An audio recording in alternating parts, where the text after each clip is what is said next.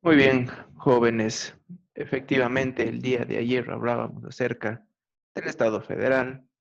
Un Estado federal que en cierta medida viene a ser implementado por primera vez en el modelo norteamericano, pues no. Modelo norteamericano que va a encontrar luz en la Constitución de 1789, en donde, en efecto, los Estados Unidos se transforman en el primer Estado federal de la historia.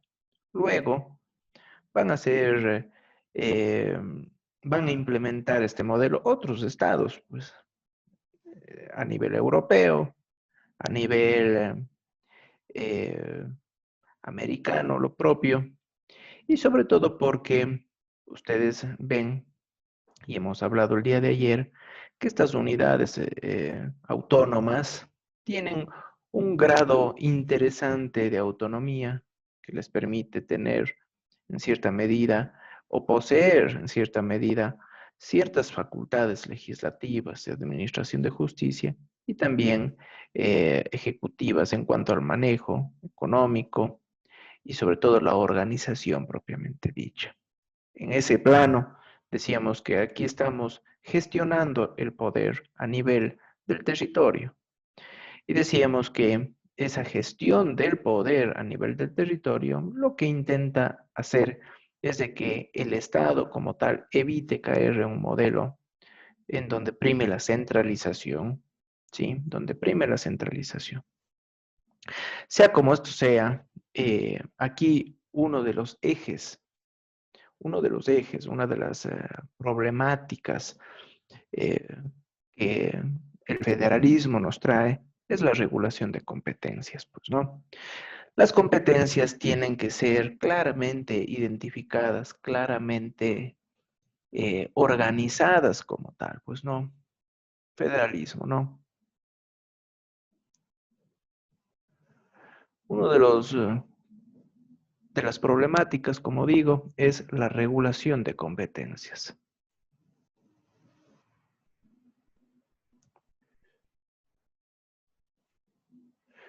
La regulación de competencias, que en ese plano nosotros debemos tener claridad, sobre todo porque tenemos que tomar muy en cuenta el papel protagónico, no se puede perder eso, el papel protagónico que le corresponde al gobierno central. Todavía mantiene, ¿sí? El gobierno central es protagonista, sobre todo porque va a tomar las decisiones que van a comprometer a todas las unidades autónomas. Decisiones que en esa medida todavía le corresponden. Pero que nosotros vamos a ver que existen cierto tipo de materias, sí, cierto tipo de materias, en las cuales inexorablemente su competencia es exclusiva. Hablemos de que se mantienen las competencias exclusivas, competencias exclusivas que pueden ir por la esfera de la política exterior, ya que el Estado federal no puede pues comprometerse con otros estados eh, si es que obviamente no lo hace a través de su órgano regular, el gobierno central, quien representa a la nación propiamente dicha, pues ¿no? A ese gran conglomerado de unidades autónomas. El estado de Texas no puede pues suscribir un tratado internacional con Ecuador, pues no puede, pero sí que puede eh, ya el Estado federal puede comprometerse con organismos internacionales y en esa medida, ojo, y en esa medida la política exterior se transformaría en una competencia exclusiva que mantiene el gobierno central. De la misma manera, otro tipo de competencia exclusiva se refiere a las Fuerzas Armadas, pues no. Fuerzas Armadas. A ver. Las Fuerzas Armadas, ¿no? Fuerzas Armadas se mantiene una especie de regulación específica a nivel nacional, de mando nacional, no así en la policía, porque la policía está regulado mediante competencias específicas a nivel, pues, de las unidades autónomas como tales, pues, ¿no? Fuerzas Armadas, ojo, porque obviamente van a defender la soberanía nacional. Entonces, en ese sentido, se mantiene una competencia exclusiva. Hablamos además del comercio exterior.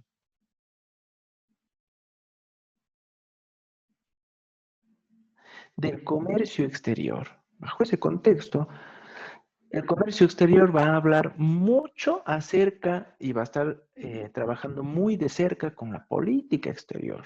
Tomen en cuenta que los tratados internacionales, igual, eh, de comercio específico, solo se puede realizar a través del vínculo del gobierno central. Lo que está haciendo este rato el gobierno de Lenín Moreno con el gobierno ya de Estados Unidos, en donde se trata de llegar a un acuerdo en materia de este tratado de, de comercio, pues, ¿no? En donde los aranceles de los productos ecuatorianos sean tanto más favorables para el ingreso al mercado de Estados Unidos. Pero eso se lo hace a través del gobierno central, no a través de las unidades autónomas. Comercio exterior. Hablamos además del sistema monetario. Sistema monetario. O la política monetaria. Esa política monetaria específica en donde en efecto tiene una repercusión a nivel nacional, esa repercusión a nivel nacional, que también puede ser eh, ampliada a una faceta internacional para aquellos países en los cuales dependen de esa moneda, pues, ¿no? Entonces, no todos, por obvias circunstancias, pero la política monetaria es un eje fundamental porque va a trabajar muy de cerca con la política económica nacional, con la política económica nacional. Entonces, bajo ese contexto, habrá estados federales que tengan una moneda fuerte como Estados Unidos, pero estados que no tienen una moneda fuerte como el dólar y que tienen que depreciarla periódicamente, devaluarla periódicamente, como Venezuela. Entonces, ustedes ven que este rato, según los últimos reportes, estaba ya bordeando el Bolívar. Es que cada día se deprecia más, pues, ¿no? Bolívar estaba cerca de eh, el equivalente a cada dólar en cerca de 1.200.000 bolívares. Entonces, es una depreciación, pero fundamental, enorme, ¿no? De los países que más inflación tienen en el mundo. Pero la política monetaria, ese sistema monetario, ¿a quién le corresponde definir? ¿A quién le corresponde estar devaluando periódicamente? Pues al gobierno central a través de su capacidad, de su prerrogativa del sistema, sobre el sistema monetario y cambiario, ¿no? Sistema monetario y cambiario.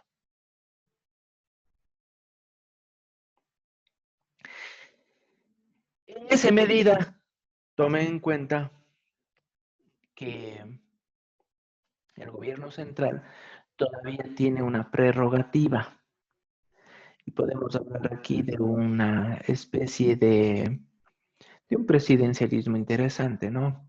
Porque tiene una prerrogativa normativa, una prerrogativa normativa con alcance nacional.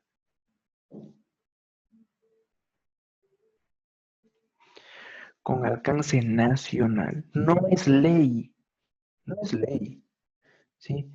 Pero En muchos estados con presidencialismo, esa facultad normativa se va a mantener. Nosotros lo llamamos, aquí en Ecuador, lo llamamos reglamento. En Estados Unidos, vamos a hablar de que estamos hablando de una suerte de legislación delegada, derecho delegado, a través también de una especie de decretos dictados por el presidente de la República. Entonces, esta facultad normativa está presente y puede presentarse cuando el interés público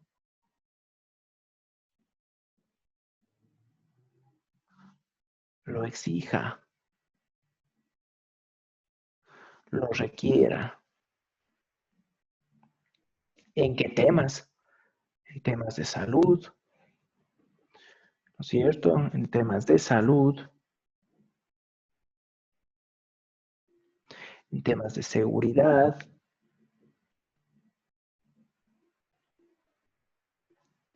principalmente, temas de trabajo. Eso quiere decir sobre cierto tipo de derechos, ¿sí? Derechos. Ejemplo, tenemos nosotros ahí en Estados Unidos, figúrense, en la cuna del federalismo, el Obamacare. El Obamacare. Que no nace pues con una ley, sino nace a través de decretos del presidente que buscan fortalecer el sistema de salud pública y el aseguramiento, generar ese carácter universal en el pueblo, pues, ¿no? En la población, perdón, norteamericana, pues para que puedan acceder a la salud como tal, pues no. En esa medida, vean ustedes, como digo, se mantienen esta regulación de competencias, competencias exclusivas que todavía tiene, que todavía posee el gobierno central, el presidente. De esas nosotros no podemos, pues, prescindir para nada, porque de lo contrario, figúrense, no existiría Estado como tal, pues no. En esa medida, en el Estado federal, a pesar de su amplia dispersión, su dispersión interna, ¿sí? A pesar de esa amplia dispersión a través de la constitución de diferentes unidades autónomas, externamente se presenta como una unidad de acción, pues. Entonces, internamente,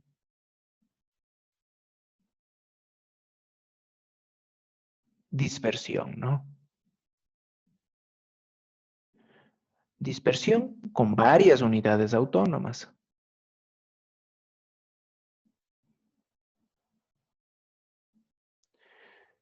Externamente, aquí ya estamos hablando de que se presenta como unidad de acción, unidad de acción, unidad de acción ya frente al mundo, frente a los estados. Y claro, eso me permite a mí tener un mando unificado, sea en las Fuerzas Armadas, como decíamos, en la política exterior, en la política comercial, en el sistema monetario cambiario, que es económica pura, ¿sí? Económica con alcance nacional, pongamos aquí precisión económica.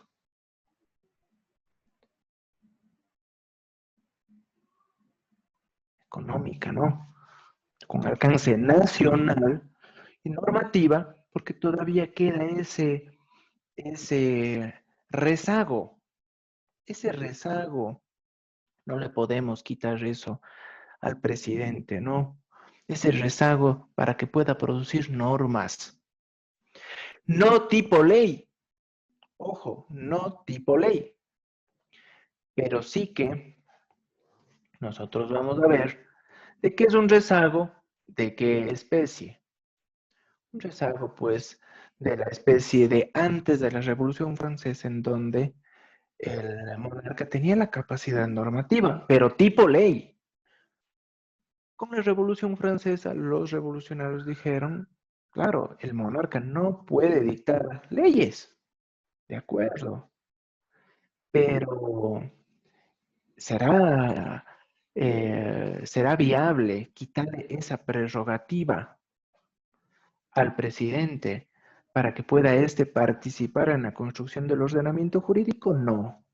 Entonces, démosle la capacidad, démosle la prerrogativa para que pueda producir normas de una jerarquía inferior, con un alcance nacional, sobre ciertos temas, que no vayan a estar contrapuestos a leyes, que no vayan a estar contrapuestos a la Constitución, pero con alcance nacional. Eso se va a mantener en el federalismo y se ha mantenido, ojo. Entonces, nosotros nos damos cuenta de que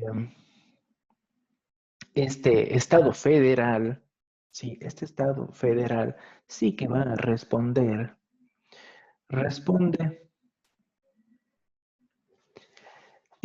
a ciertas circunstancias,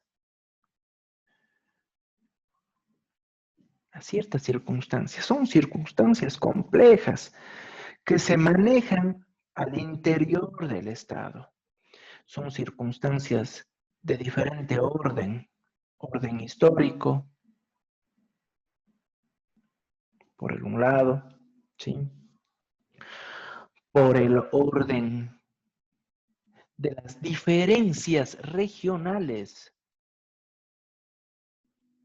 Hay diferencias. Por el orden eh, religioso.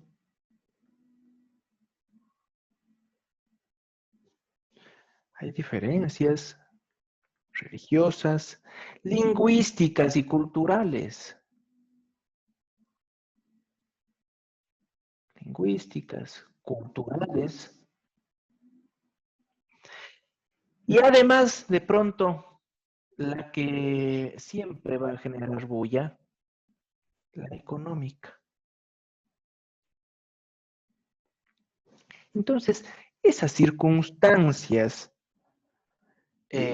permite que se genere un modelo de Estado en donde se vaya a respetar todas estas particularidades en el marco de qué? De la unidad de acción. Entonces, la idea en el federalismo es respetar la particularidad.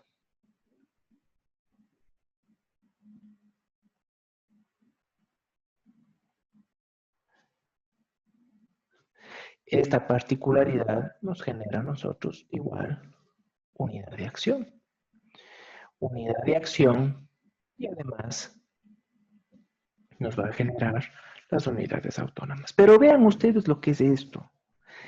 Cuando nosotros respetamos la particularidad, es que los padres de la patria, los padres fundadores de Estados Unidos, cuando hablaban acerca del respeto de la particularidad, ya nos dejaban un mensaje.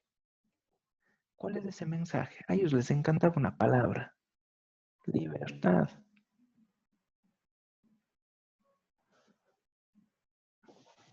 Ahí está la libertad.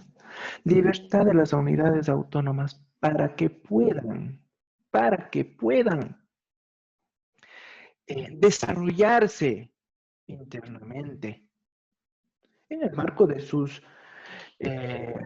historia, de sus particularidades regionales y así. Claro que los señores norteamericanos lo llevaron a otro nivel, por eso ustedes recordarán ya de que con el tema de la libertad plena se, se presentó pues esa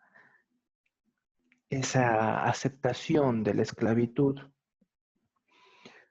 en los estados sureños, y eso la larga generó la guerra civil en Estados Unidos, en donde el norte y el sur se enfrentaron por el tema de la esclavitud, porque claro, los sureños eh, justificaban de que su acervo histórico, sus particularidades regionales hacían necesaria la participación de la esclavitud como principal motor para su actividad agrícola. El norte decía, no, pues, ¿qué está pasando aquí? Pues eso tiene que eliminarse y liberarse a toda esa mano de obra esclava. Entonces vean ustedes la pugna que puede generar este tema de el respeto a la libertad, ojo, y el respeto a las particularidades. En efecto, ustedes van a ver de que este tipo de elementos se van a mantener en un Estado federal y que van a ser tomados como ejemplo por otros modelos. México, uno de ellos, ¿sí? O Alemania, otro, en donde el federalismo se incorpora precisamente para responder a estas circunstancias particulares de cada una de estas unidades, propiamente dichas. ¿Alguna pregunta? ¿Alguna pregunta hasta aquí? ¿Está claro? ¿Está claro? Sí, no. A ver, voy a quitar este cuadrito un rato.